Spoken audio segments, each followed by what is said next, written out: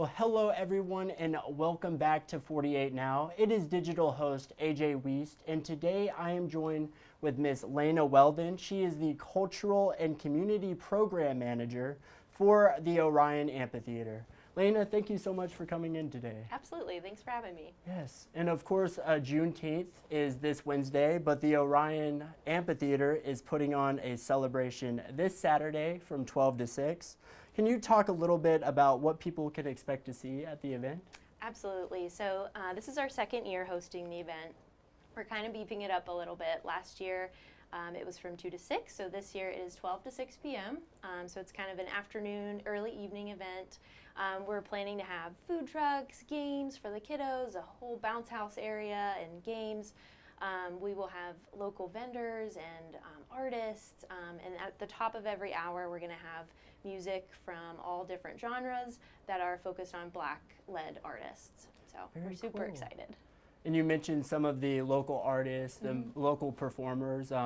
Who are some examples of who might be there? Yeah, so we are partnering with R&B Vibes Live for a portion of it. So they're going to be our host and our DJ to like kind of keep the energy flowing throughout the whole event. We will have Journal, who is joining us from the Muscle Shoals, Florence area. He's like kind of a really awesome up and coming artist out of Muscle Shoals. So we're kind of tying in the roots of North Alabama. Of course, we'll have Gypsy Soul, Nina Marie, and then two really fun alternative kind of like funk artists, Treetop and the Gifted, and Soul Carnival.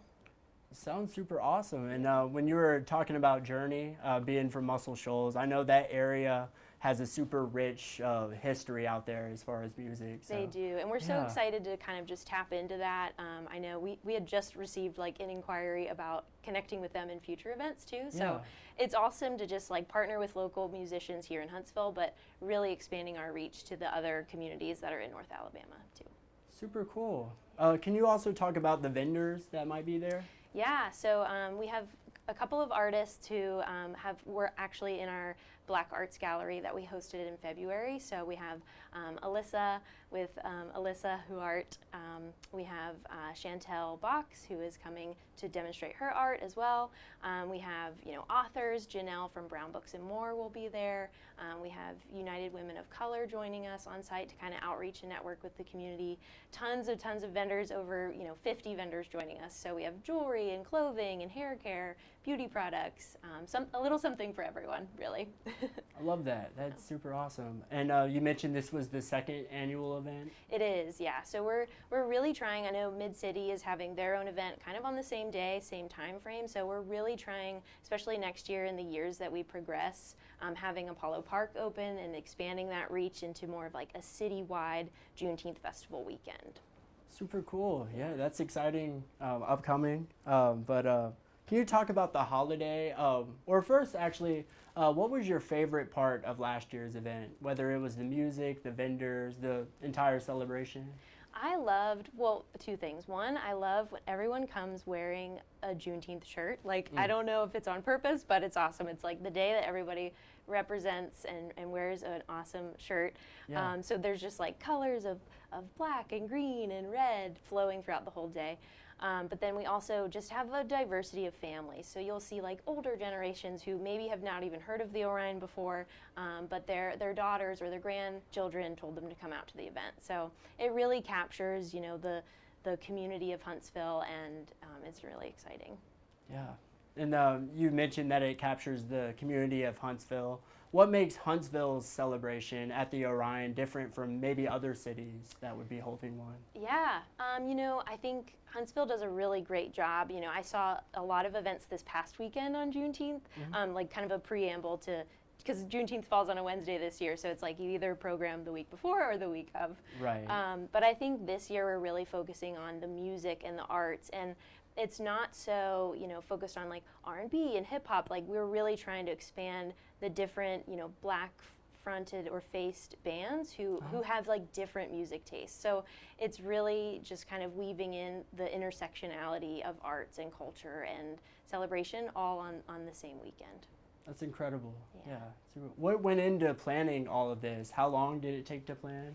We try our best to plan as far in advance as we can, but of course, we're always in competition with the concert calendar, so it can be challenging to know what time frame you have to work ahead. But I think in future years, as we kind of work with the Huntsville Music Office and really make it a city or a district-wide, a mid-city district-wide event, we'll be able to plan much further in the future.